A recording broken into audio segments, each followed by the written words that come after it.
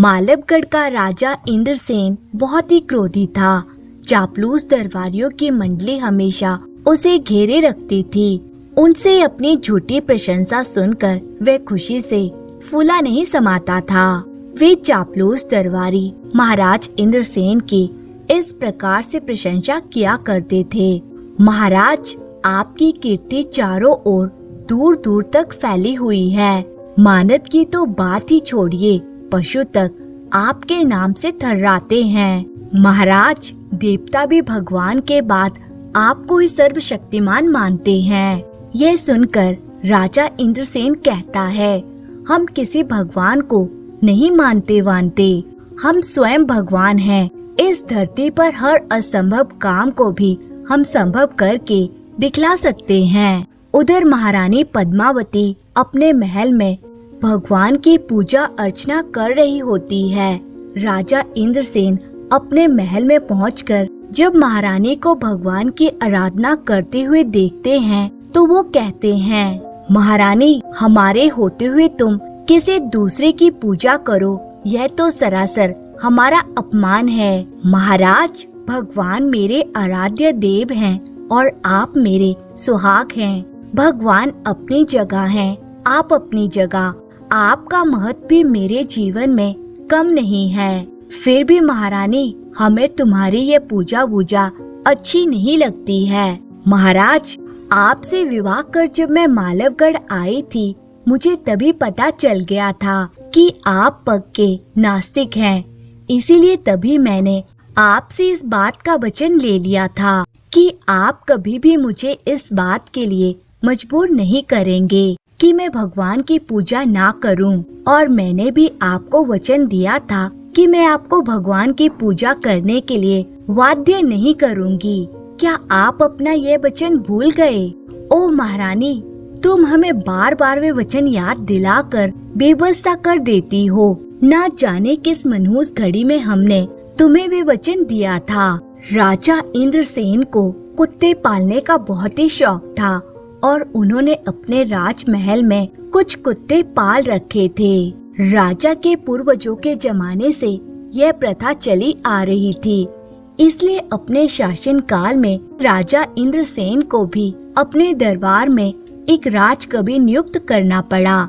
राजकीय परिवार के लेखा जोखा वाली पुस्तक में इंद्रसेन का वर्णन इस प्रकार लिखा था। मालवगढ़ के वर्तमान राजा इंद्रसेन बहुत ही अभिमानी और क्रोधी हैं।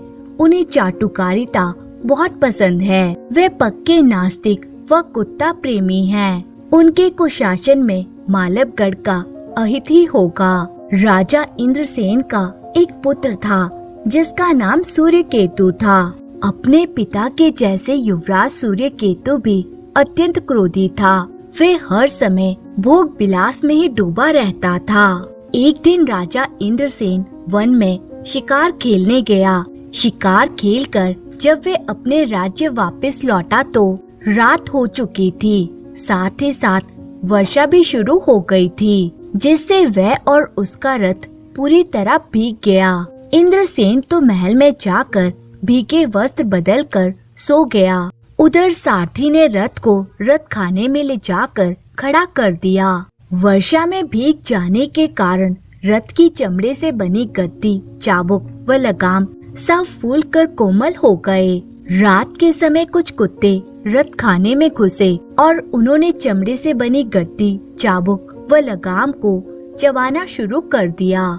सुबह होने पर जब सेवक रथ खाने में आए तो रथ की दुर्दशा देखकर भौचक्के रह गए और कहने लगे, अरे ये कौन रथ की गद्दी, लगाम व चाबुक को नोच नोच कर खा गया। दूसरा सेवक कहता है, ये काम तो कुत्तों का ही हो सकता है, लेकिन कुत्ते रथ खाने में घुसे कैसे? रात को रथ खाने का फाटक तो बंद पड़ा था। यह सुनकर पहला सेवक कहता है, वह देख, रथ खाने की नाली कितनी चौड़ी है। बाहर से कुत्ते इस नाली के द्वारा ही अंदर आए होंगे। सेवक राजा इंद्रसेन के पास पहुँचे और कहने लगे, महाराज, बाहर के कुत्तों ने नाली के रास्ते से रथ खाने में प्रवेश कर कल रात रथ के चमड़े को चबा डाला है। ओ, कुत्तों की इतनी हिम्मत! सैनिकों, महल के पालतू कुत्तों के अतिरिक्त राज्य भर में जहाँ भी कुत्ते दिखाई दें, उन्हें तत्काल ही मार दिया जाए। आदेश मिलने भर की देरी थी। राज्य भर में कुत्ते ढूंढ ढूंढ कर मारे जाने लगे। कुत्तों को बचने का कहीं भी ठिकाना ना रहा तो वे इधर उधर वनों और शमशानों की ओर भागने लगे। कुत्तों की यह दुर्दशा देखकर राजकवि सुभट राजा इंद्रसेन के पास पहुंचा और कहने लगा, महाराज, इन मासूम जीवों को किस अपराध की सजा दी जा रही है? राजा इंद्रसेन ने जब कारण बताया तो राजकवि कहने लगा, महाराज, जिन कुत्तों ने ये दुष्टता की है, क्या आप उन्हें जानते हैं? नहीं राजकवि, चाहे एक कुत्ते ने हमारे रथ की दुर्दशा की हो या 10 कुत्तों ने की हो, दुर्दशा तो रथ की कुत्तों ने ही की है।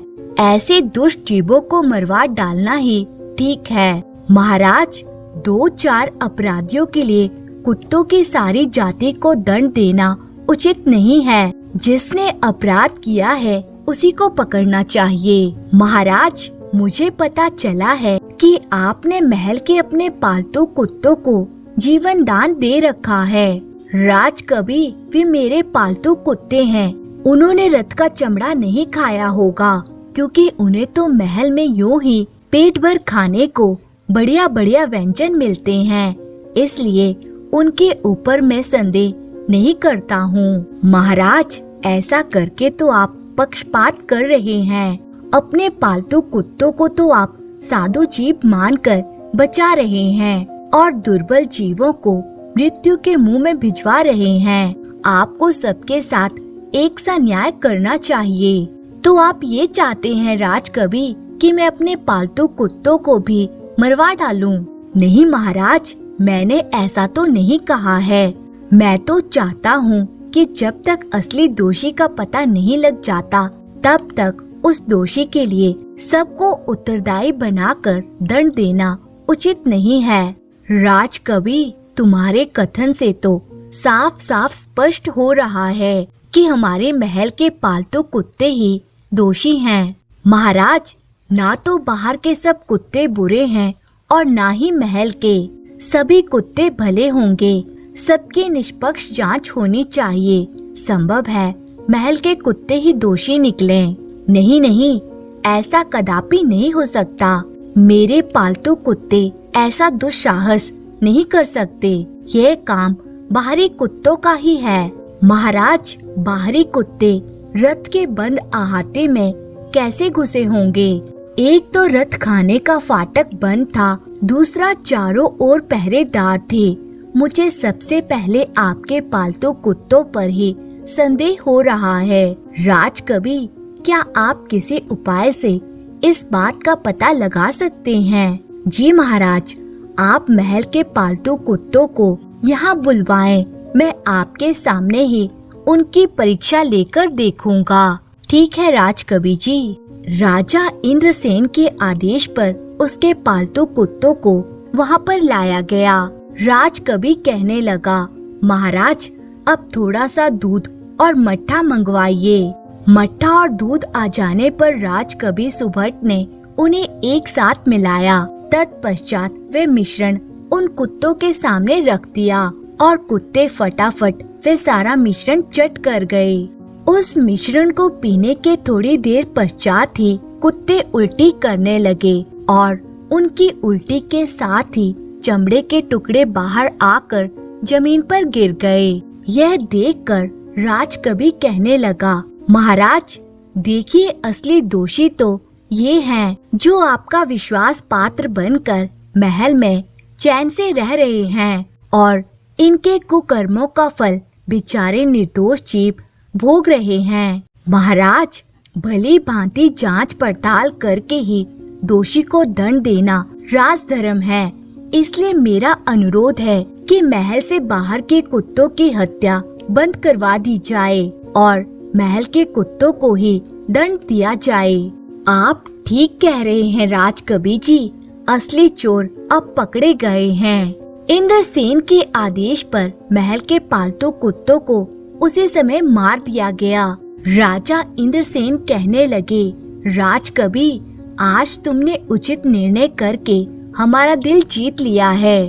अगले दिन दरबार में राजा इंद्रसेन ने जब राजकवि की बुद्धिमानी की चर्चा की तो उसके चापलूस दरबारियों की भ्रिकुटी पर बल पड़ गए और वे सोचने लगे, महाराज ने आज राजकवि का गुणगान किया है, ये अच्छे लक्षण नहीं है। अगर ऐसा ही प्रतिदिन होता रहा तो शीघ्र ही महाराज के ऊपर से हमारी पकड़ ढीली पड़ जाएगी। दरबार की समाप्ति पर इंद्रसेन के चापलूस दरबारियों ने एक गुप्त मंत्रणा की और वे आपस में कहने लगे, इससे पहले कि राजकवि की पकड़ महाराज पर गहरी बैठ जाए, हमें राजकवि के विरुद्ध कुछ करना होगा। अगर हमने ऐसा नहीं किया तो एक दिन हमारी हालत भी उन पालतू कुत्तों जैसी हो सकती है। बहुत देर की मंत्रणा के पश्चात यह बात निश्चित हुई कि राजकवि को जैसे भी हो उस बैठक में प्रतिदिन बुलवाना चाहिए, जिस बैठक में हम महाराज का गुणगान कर उन्हें लुभाया करते हैं। तब देखते हैं राजकवि हमारे जाल से कैसे बचते हैं। उस रात जब राजा इंद्रसेन अपने चापलूस दरबारियों से घिरा बैठा हुआ था तो एक दरबारी खड़े होकर उनसे अनुरोध करते हुए कहने लगा, महाराज, राजकवि ऐसी सभाओं में उपस्थित रहेंगे तभी तो ऐसी सभाओं का वर्णन राजकीय इतिहास की पुस्तक में कर पाएंगे। ओह, इस विषय में तो हमने आज तक कभी सोचा ही नहीं। उसी समय राजा इंद्रसेन ने एक दूत राजकवि के पास भेजा। दूत राजकवि के पास पहुंचकर कहता है, राजकवि, आपको महाराज ने बुलवाया है। इस समय तो वे मदिरा के नशे में चूर अपने चापलूस दरबारियों से घिरे होंगे। खैर, मुझे इससे क्या, जब महाराज ने बुलवाया है तो हर हालत में मुझे उनके पास जाना तो होगा ही। राजकवि शीघ्र ही तैयार होकर राजसभा में पहुँचे। जब राजकवि ने अपना स्थान ग्रहण कर लिया तो एक चापलूस दरबारी उठकर कहने लगा, महाराज, आपके यश की चमक ने तो चंद्रमा की रोशनी को भी धुंधला कर दिया है। इससे देवलोक में खलबली मची हुई है। इंद्र आपकी कीर्ति से घबराकर सोच रहे हैं कि कहीं आप उन पर आक्रमण कर उनसे इंद्रलोक ना छीन लें। अच्छा जी, यह सुनकर राजकवि सोचने लगा, ये चापलूस दरबारी झूठ की सारी सीमाएं पार कर गए हैं। ऐसी झूठी प्रशंसा महाराज के लिए घातक है। तभी राजा इंद्रसेन कहने लगा, ओह, तब तो सचमुच ही मैं कितना महान हूँ, कितनी शक्ति है मुझ में। है कोई ऐसा जो मेरी बराबरी कर सके? सभी चापलूस दरबारी कहते हैं, नहीं महाराज, ऐसा कोई नहीं है। राजा इंद्रसेन ये सुनकर फूलकर कुप्पा हो गया। तभी एक दरबारी कहता है, महाराज, ऐसा लगता है राजकवि को आपकी प्रशंसा अच्छी नहीं लगी, तभी तो वे चुपचाप बैठे हैं। यह सुनकर राजा इंद्रसेन ने चौंक कर राजकवि की ओर देखा और पूछने लगे, राजकवि, क्या आपको हमारी प्रशंसा सुनकर खुशी नहीं हुई? ऐसा कैसे हो सकता है महाराज? तो फिर आप हमारी स्तुति में, हमारी शक्ति की प्रशंसा में कोई कविता बनाकर क्यों नहीं सुना रहे? क्षमा करें महाराज, मैं केवल भगवान की स्तुति करता हूँ और उसी की शक्ति की प्रशंसा में लिखता हूँ। केवल भगवान ही सर्वशक्तिमान हैं। यह सुनकर राजा इंद्रसेन की भ्रिकुटी चढ़ गई और वे कहने लगे, राजकवि, ईश्वर कुछ नहीं है, राज्य का कर्ता धर्ता मैं ही हूँ। तुम यहाँ ईश्वर की इच्छा से नहीं, अपितु मेरी इच्छा से नियुक्त किए गए हो। तुम मेरी स्तुति नहीं करोगे तो और किसकी करोगे? यह तो सरासर हमारा अपमान है। महाराज, सत्य कहने से मुझे तनिक भी हिचक नहीं है। मैं केवल भगवान की स्तुति ही कर सकता हूँ। ओ राजकवि, जब तुम हमारे सामने ही हमारी प्रशंसा करने से मना कर रहे हो तो हमारी पीठ पीछे तो हमारे राजकीय परिवार की पुस्तक में हमारी प्रशंसा का वर्णन क्या करते होंगे। महाराज, मैं उस पुस्तक में केवल सच ही लिखा करता हूँ। तब तो हमें इसी समय वह पुस्तक मंगवा कर देखनी होगी।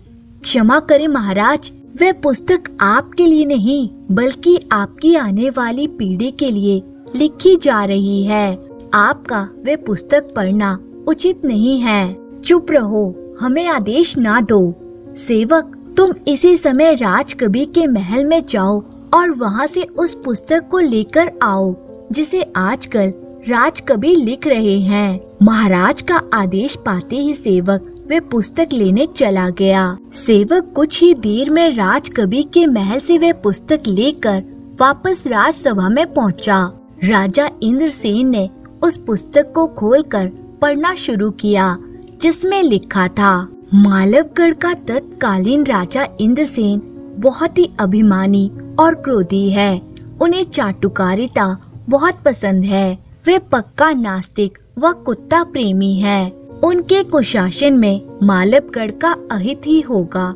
यह सब पढ़कर राजा इंद्रसेन क्रोध से आग बबूला हो गया और कहने लगा, राजकवि, तो तुम हमारी शान में यह सब इस पुस्तक में लिखते हो। महाराज, जो सच्चाई है मैंने उसी का वर्णन इस पुस्तक में किया है। राजकवि, मैं तुम्हें 1 माह का समय देता हूँ। इस 1 माह के अंदर अंदर तुम मेरी प्रशंसा में एक काव्य लिखो।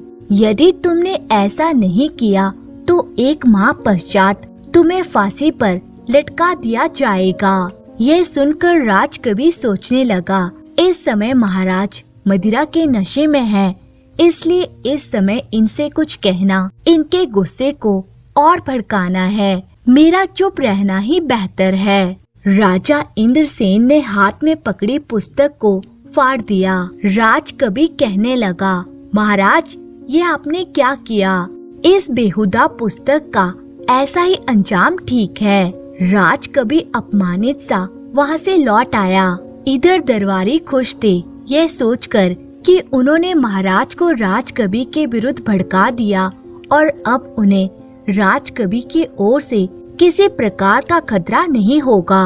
अगले दिन प्रातः ही महारानी पद्मावती राजकवि सुभट के पास पहुंची और कहने लगी, कविराज, मुझे ज्ञात हुआ है कि कल रात महाराज ने आपका बहुत अपमान किया है। महारानी जी, मुझे अपने अपमान की कोई चिंता नहीं है। मुझे दुख इस बात का है कि महाराज पत्तन की ओर जा रहे हैं। राजकवि जी, आखिर रात को बात क्या हुई थी? तब राजकवि सुभट ने विस्तार पूर्वक महारानी पद्मावती को सारी बात बताई। ओह, तो महाराज ने आपको फांसी की सजा सुनाई है? हाँ, यदि मैं उनकी इच्छा अनुसार उनकी प्रशंसा में एक काव्य ना लिख सका तो। राजकवि, तो क्या आप महाराज की प्रशंसा में कोई काव्य लिखेंगे?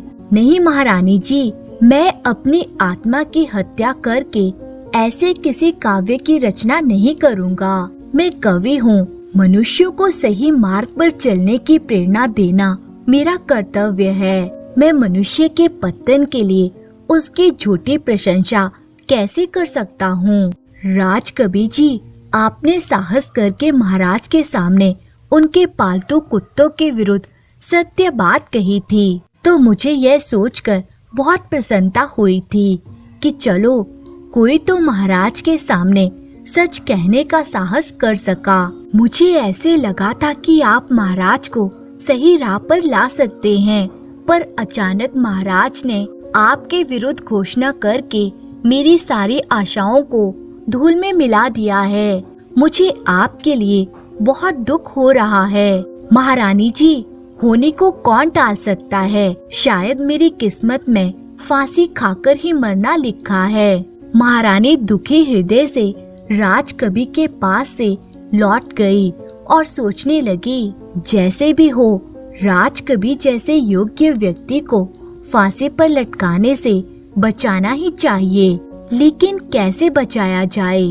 महारानी गहरी सोच में पड़ गई।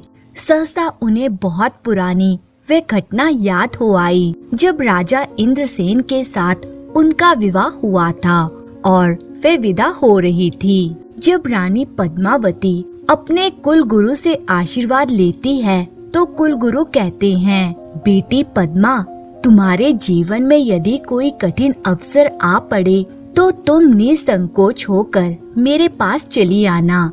इस घटना का स्मरण आते ही महारानी पद्मावती मुस्कुरा उठी और सोचने लगी, परेशानी की इस घड़ी में मुझे अपने मायके के कुल गुरु जिनमें आनंद जी की मदद लेनी चाहिए। वे अवश्य ही मुझे राजकवि के बचाने का कोई उपाय सुझाएंगे। लेकिन मैं यदि स्वयं कुल गुरु के पास जाऊंगी तो महाराज मुझसे 100 प्रकार के प्रश्न पूछेंगे। मुझे अपने स्थान पर किसी दूसरे को कुल गुरु के पास भेजना चाहिए। इन्हीं सोच विचारों में डूबी महारानी पद्मावती जैसी अपने कक्ष से बाहर निकली तो वो देखती हैं कि युवराज सूर्यकेतु रात्रि बिताकर नर्तकी चंद्रप्रभा के यहाँ से लौट रहे हैं। वे सोचने लगी, पिता तो जैसा था वैसा था, पुत्र पिता से भी बढ़कर निकला है। ये मेरे कौन से कर्मों के पाप उदय हुए थे जो मुझे राजा इंद्रसेन जैसा पति व सूर्यकेतु जैसा पुत्र मिला। तभी उन्हें ख्याल आया, क्यों ना मैं अपने स्थान पर सूर्यकेतु को कुल गुरु चिन्मयानंद के पास भेज दूं। क्या पता उनकी संगत में पहुंचकर भटके हुए सूर्यकेतु को कोई राह मिल जाए। रानी उसी समय अपने कक्ष में गई और कुल गुरु चिन्मयानंद के नाम एक पत्र लिख दिया। संध्या होने पर रानी ने एक दासी से कहा, जाओ युवराज के कक्ष में जाकर देखो कि उन्हें होश आ गया है या नहीं। यदि उन्हें होश आ गया हो तो उनसे कहना कि हमने उन्हें याद किया है। दासी जब युवराज सूर्यकेतु के कक्ष में पहुंची तो वे होश में आ चुका था और पुनः नर्तकी चंद्रप्रभा के यहाँ जाने को तैयार हो रहा था। दासी कहती है, युवराज, आपको महारानी जी ने इसी समय बुलाया है। युवराज उसी समय महारानी पद्मावती के पास पहुंचा और कहने लगा, माँ, आपने मुझे बुलाया था। हाँ युवराज, आज तुम्हें नर्तकी चंद्रप्रभा के यहाँ नहीं जाना है। क्यों माँ? ताकि तुम उसके यहाँ जाकर मदिरा के नशे में चूर ना हो सको, क्योंकि कल प्रातः मैं तुम्हें एक पत्र देकर कहीं भेजना चाहती हूँ। आप मुझे किसके पास भेजना चाहती हैं? मैं तुम्हें निधि वन में अपने पिता के कुल गुरु जिनमें आनंद जी के पास भेजना चाहती हूँ। बेटा, मैंने आज तक तुम्हें कोई कार्य नहीं सौंपा, क्या मेरा ये छोटा सा काम तुम नहीं करोगे? सूर्यकेतु कुछ सोचकर महारानी पद्मावती से बोला, ठीक है माँ, मैं आज चंद्रप्रभा के यहाँ नहीं जाऊंगा। रानी ने उसे पत्र देते हुए कहा, लो, इस पत्र को लेकर तुम्हें कुल गुरु चिन्मयानंद जी के पास कल सुबह ही निकल जाना है। अगले दिन प्रातः सूर्यकेतु रथ में सवार हो निधि वन की ओर चल पड़ा। दिन छिपते छिपते वे कुल गुरु चिन्मयानंद जी के आश्रम में पहुंच गया और कहने लगा, प्रणाम ऋषिवर। तुम कौन हो बेटा? मैंने तुम्हें पहचाना नहीं। ऋषिवर, मैं मालवगढ़ की महारानी पद्मावती का पुत्र सूर्यकेतु हूँ। ओह, तो तुम पद्मावती के पुत्र हो? हाँ ऋषिवर, माँ ने आपके नाम यह पत्र भेजा है। कुल गुरु पत्र लेकर उसे पढ़ने लगे, जिसमें लिखा था, श्रद्धेय कुल गुरु, सादर प्रणाम। मैं अपने बिगड़े हुए पुत्र सूर्यकेतु को आपके पास भेज रही हूँ। ये हर समय मदिरा के नशे में चूर नर्तकी के यहाँ पड़ा रहता है। हो सके तो उसे राह दिखाइए। इस समस्या के अलावा मेरी एक समस्या और है। मैं पत्र में नहीं लिख रही हूँ। आप अपने योग बल से स्वयं उस समस्या के बारे में ज्ञात कीजिए और उस समस्या का निवारण कीजिए। पत्र पढ़कर कुल गुरु ने सूर्यकेतु से कहा, बेटा, तुम्हारी माँ की इच्छा है तुम हमारे आश्रम में रहकर कुछ समय व्यतीत करो। ये सुनकर वह सोचने लगा कि ना चाहते हुए भी अब तो इस आश्रम में मुझे कुछ दिन रुकना ही होगा। वह अनिच्छा पूर्वक कुलगुरु से बोला, ठीक है ऋषिवर, मैं केवल 1 माह के लिए ही यहाँ रहूँगा। बेटा, मुझे तुम्हारा उत्तर सुनकर बहुत खुशी हुई है। रात हो चली थी, इसलिए कुलगुरु ने सूर्यकेतु से कहा, बेटा तुम लंबे सफर को तय करके आए हो, इसलिए थक गए होगे। जाओ इस कुटिया में जाकर आराम करो। जी ऋषिवर। सूर्यकेतु उस कुटिया में जाकर लेट गया। तभी कुलगुरु ने कुटिया में प्रवेश किया और कहने लगे, बेटा आश्रम में तुम्हें पीने के लिए मदिरा तो नहीं मिल सकेगी। हाँ, ये चरणामृत है, इसे पीकर तुम अपनी थकान मिटा सकते हो। सूर्यकेतु ने चरणामृत पी लिया। चरणामृत पीते ही सूर्यकेतु के कलेजे में ठंडक पड़ गई और वो सोचने लगा कि मदिरा पीने से तो कलेजे में आग लगती थी और चरणामृत से तो कितनी ठंडक मिल रही है। सूर्यकेतु की आंखें बंद होती चली गई और वह शीघ्र ही खर्राटे मारने लगा। तब बाहर आकर कुलगुरु सोचने लगे, अब मुझे ध्यान लगाकर यह ज्ञात करना चाहिए कि पद्मावती की दूसरी समस्या क्या है। मालवगढ़ में सब कुछ ठीक ठाक है या नहीं। कुलगुरु सारी रात ध्यान में लीन रहे। सुबह होने पर उनका ध्यान टूटा और वे सोचने लगे, ओह तो यह माजरा है। नास्तिक इंद्रसेन ने विद्वान राजकवि को अपमानित करके उसे 1 माह में अपनी प्रशंसा से भरा काव्य लिखने को कहा है। पद्मावती चाहती है कि मैं ऐसा कोई उपाय सोचूं जिसको करने से महाराज इंद्रसेन को सद्बुद्धि आए और राजकवि सुभट को फांसी पर चढ़ने से रोका जा सके। ठीक है, मैं युवराज सूर्यकेतु के द्वारा ही इस समस्या को सुलझाऊंगा। मैं हर हालत में पद्मावती बेटी की इच्छा अवश्य पूरी करूंगा। वे उठे और सूर्यकेतु की कुटिया में पहुँचे और कहने लगे, बेटा सूर्यकेतु उठो, दिन निकल आया है। सूर्यकेतु ने कसमसाकर आंखें खोल दी।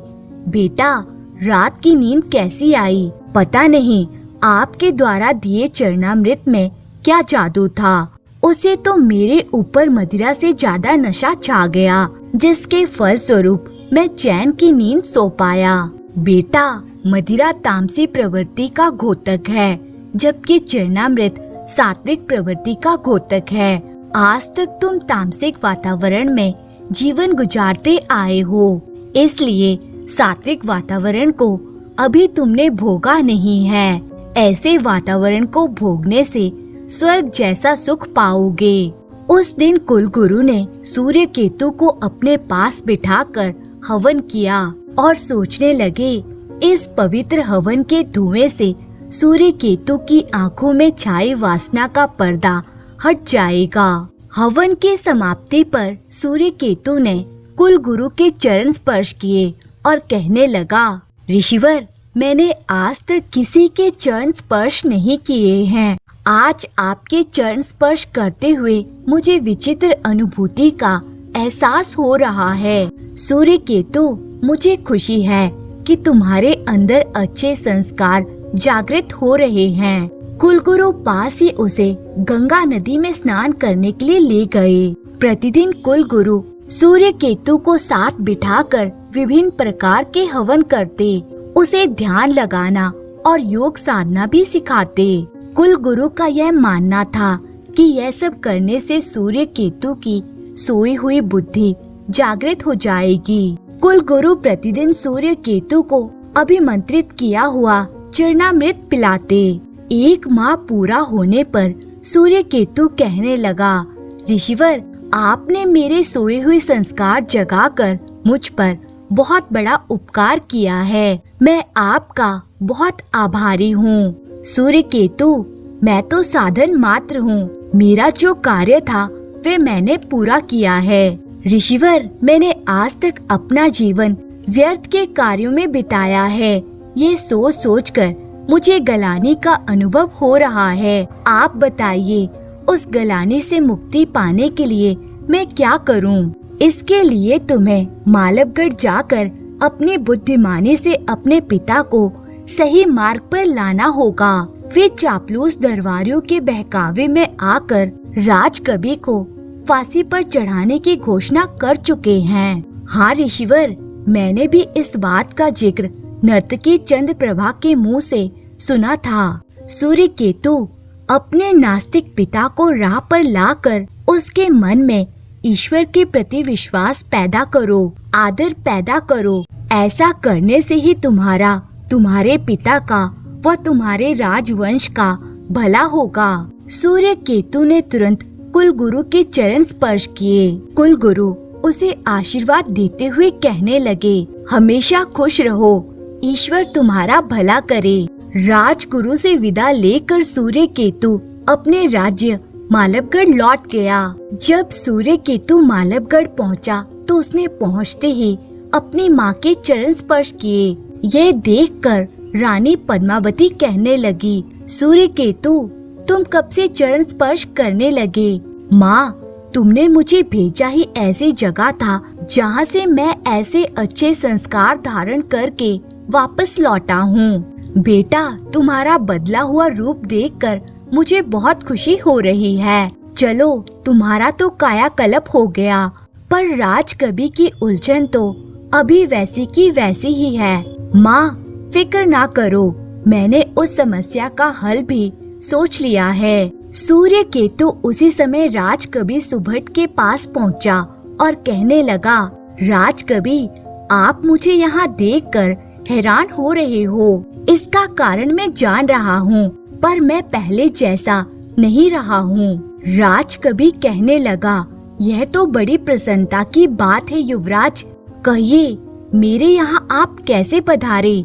राजकवि जी, मैं आपको फांसी के फंदे से बचाने के लिए यहाँ आया हूँ। इसके लिए आपको मेरे साथ मिलकर पिताजी महाराज के समक्ष थोड़ा झूठ बोलना होगा। तब सूर्यकेतु ने विस्तार पूर्वक राजकवि को अपनी योजना समझाई। योजना सुनने के बाद राजकवि कहने लगा, ओह युवराज, आपने तो सचमुच बहुत बढ़िया योजना बनाई है।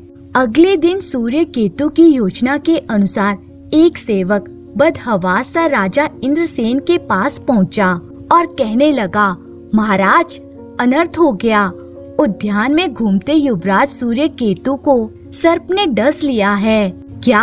हाँ महाराज, सर्प के विष के प्रभाव से युवराज की तत्काल ही मृत्यु हो गई है। इंद्रसेन तुरंत महल में पहुंचा और कहने लगा, हाय, ये क्या अनर्थ हो गया। युवराज के साथ साथ मेरे प्राण क्यों नहीं चले गए? अब मैं किसके सहारे जीऊंगा? मेरे बाद अब कौन इस राज्य को संभालेगा? राजा इंद्रसेन जोर जोर से रोने लगे। उसी समय राजकवि सुभट वहाँ पहुँचे और कहने लगे, महाराज, देख लिया भगवान का कोप। मैंने पहले ही आपसे कहा था कि भगवान ही सर्वशक्तिमान हैं। शायद तुम ठीक कहते थे राजकवि। महाराज, ईश्वर ने कुपित होकर ही आपको ये पुत्र शोक दिया है। ईश्वर के बिना पत्ता नहीं हिल सकता है। राजकवि, मैं ईश्वर के अस्तित्व को आज मान गया हूँ। उसकी इच्छा के अनुसार ही सब कुछ होता है। अब तक मैं व्यर्थ के अहम में डूबा रहा, उसी का मुझे ये दंड मिला है। महाराज, आपने ईश्वर के अस्तित्व को स्वीकार कर लिया है, ये देखकर मुझे प्रसन्नता हो रही है। आप यदि एक वचन दे तो युवराज अभी भी जीवित हो सकते हैं। अच्छा, यदि ऐसा है तो जल्दी से बताओ कि मुझे कैसा वचन देना पड़ेगा। महाराज, आपको ये वचन देना होगा कि आज से आप प्रतिदिन भगवान की पूजा करेंगे और मंदिर विहीन मालवगढ़ में मंदिरों व देवालयों का निर्माण करवाएंगे। मैं इन सब बातों को पूरा करने का वचन देता हूँ। राजा इंद्रसेन के वचन भरने की देरी थी कि मृत युवराज सूर्यकेतु ने तुरंत आंखें खोल दी और कहने लगा, माँ, पिताजी महाराज, ओह मेरा बच्चा, ईश्वर ने इतनी जल्दी चमत्कार दिखा दिया। राजा इंद्रसेन ने लपक कर सूर्य केतु को छाती से लगा लिया। उसी रात महारानी पद्मावती, सूर्य केतु व राजकवि एक गुप्त कक्ष में ये वार्तालाप कर रहे थे। सूर्य केतु, आज मैं तुम जैसे बेटे पर नाच कर सकती हूँ। सचमुच युवराज ने बहुत कुशलता से महाराज को सही राह दिखाई है। राजकवि, आप व्यर्थ ही मेरी प्रशंसा कर रहे हैं।